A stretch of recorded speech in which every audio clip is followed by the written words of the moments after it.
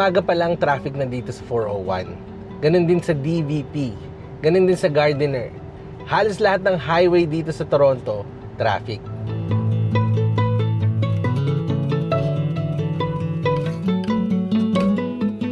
Pero teka, hindi ba may isang highway na laging maluwag? Yan ang 407. Walang traffic, walang pila, pero may dahilan kung bakit konti ang gumagamit.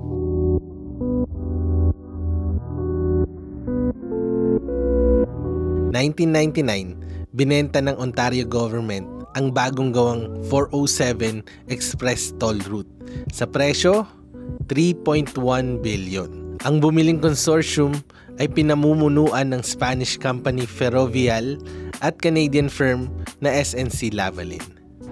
Binenta ng buo, lahat-lahat.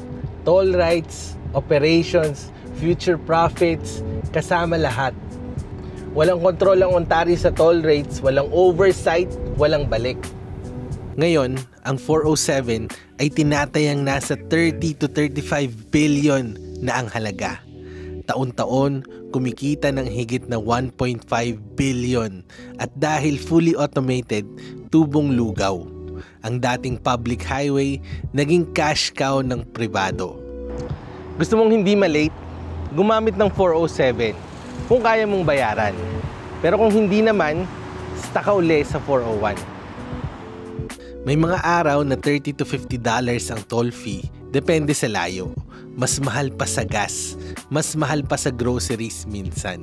It's fast, but not for everyone.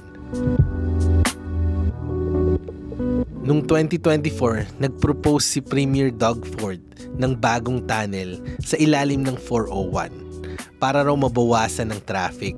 Pero tanong ng marami, bakit tayo gagastos ng bilyon-bilyon para sa bagong daan kung meron tayong 407?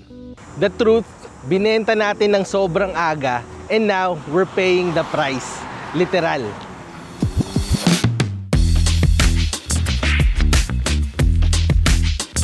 Simula June 2016, binuksan yung 407 East Extension. Yun is from Pickering to Clarington. Then, this year din, sinabi ng Ontario government dahil sa budget nila, inalis nila lahat ng tolls. Konting bahagi lang to. Pero sa highway na binenta ng buo, parang reclaiming lost ground.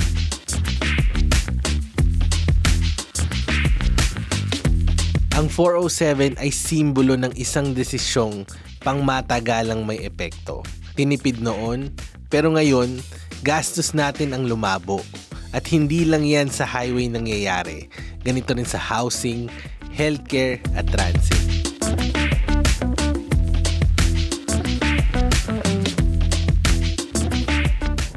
Kapag pinagbili mo ang pag-aari ng publiko, mabawi mo man, huli na. Kala natin nasosolve natin ang short-term na problema. But in the long run, we lost control of something we built with public money. Sa susunod na may nag-alok ng bagong solusyon, tanungin natin, sino nga ba ang makikinabang?